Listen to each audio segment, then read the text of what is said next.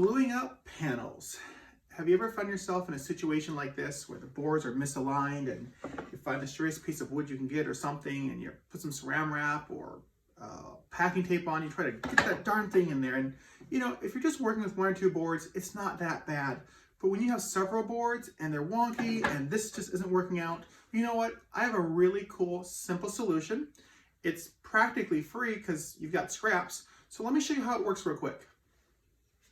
So as you can see here, this is plywood, but imagine it's regular boards and they're misaligned. So we take these two little clamping cauls, right, little bridges, and we simply take our clamp here,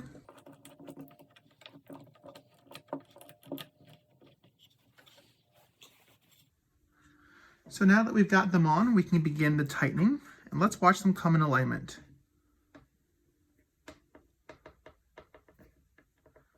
There we go. Before we dive into making this, I just want to give you a little disclaimer that this was inspired by what I saw with woodpeckers. I don't know if that was the original or not, but it does have this feature right here. That way you can spread the pressure across and also prevent glue from sticking to it. Now, my take on it was this. I wanted more of a triangular shape more than a rounded shape, because when I researched, the triangles seemed to be the best to actually work with a downward force. So with that being said, let's take a look and see how I made it.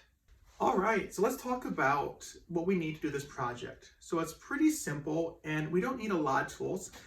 You're going to need a drill and a Forstner bit. Now I have a metric set. I'm going to use a 25 millimeter, which is about an inch. So somewhere in that ballpark. I don't think I'll go much over an inch. We're also going to need a marking tool. We're going to need a way to measure. We're going to need stock that I would say aim for 3/4, maybe an inch, but use whatever you have on hand. And then finally, we're going to need either a miter saw, track saw, or table saw. We just need to make a few angled cuts. And that's really all that we need. You might be wondering what kind of measuring tool this is. So this has 6 different sides and it has 2 different measurement types. So you have the imperial and then you have the metric.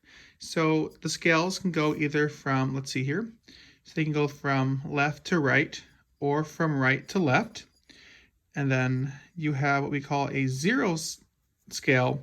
And this is super useful for laying out, especially when you want to divide things evenly. And I'll show you here in just a moment once we look at this here. In fact, you know what, let's just take a look while we're at it. So as you can see here, it'll depend on the stock that you're using, but this is roughly a little over 70 millimeters, so just shy of 3 inches. And as you can see here, I am a little off. It's not going to make a big deal, but we're going to put the Forstner bit right here, and we're going to cut off these edges. So I just want to have a little bit of space above here. Yours doesn't have to be exactly the same, but you're trying to go for a triangle more or less. Now, what determined this is the clamp. So I wanted it there. Okay, let's see. The clamp is roughly about 25 millimeters. So I just want to give it a little extra space. So let's cut this up and get moving on the project. I almost forgot this important detail. So I do a little bit of layout on the back. So this is where the Forstner bit will go. And that way when I'm using the miter saw, I don't have to think about where I'm going to cut because the layout lines will be right here. So just make sure you mark the back of the material as well. So if you're new to woodworking, one of the advantages of the Forstner bit is this little spike right here. So it's really easy to set it right on that line. And then I'm going to put this in gear 4. So a lot of them will be 2. So put in 2 and let's get going.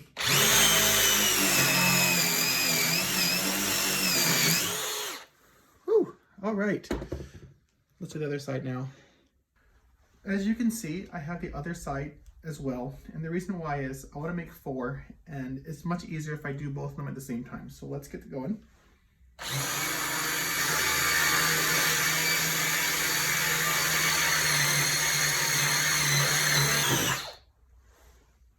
All right. You can really smell the sawdust. So one reason why I'm using this backer, well, there's 2 main reasons. One is I don't want to go into my worktop And second, I get a much cleaner hole by virtue of having the backing to support the fibers, and then also the nature of the drill bit as well. Now, the exit hole is not going to be great at all with the Forstner bit, and so you definitely have to have it. And because you'll be seeing this, it's important to have it. Now that we've bored our 25mm 1-inch hole, we're going to cut here, flip it over. And again, we got lines in the back, cut it there. We're going to flip over here, do the same thing. And then also, because we have the center line, we're going to cut it right down the center, and it's going to make it really easy. So don't forget to have a center line before you make this hole.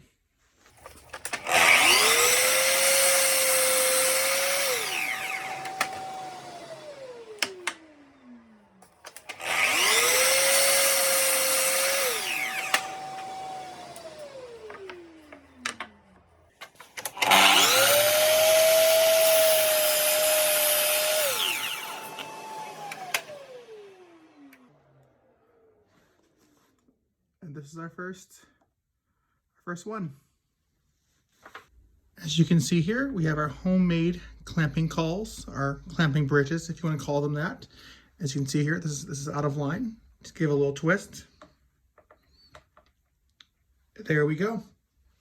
That wraps it up. So I hope this was really helpful for you guys. You know, I was thinking about how can I do this better, and I saw a couple of things online that inspired this. And so if this was something that you enjoyed, I'd love to hear from you guys what you thought about this video. I will be having some affiliate links down below. That does help the channel if you guys do that, and as you guys probably know, it doesn't cost you anything extra to do that.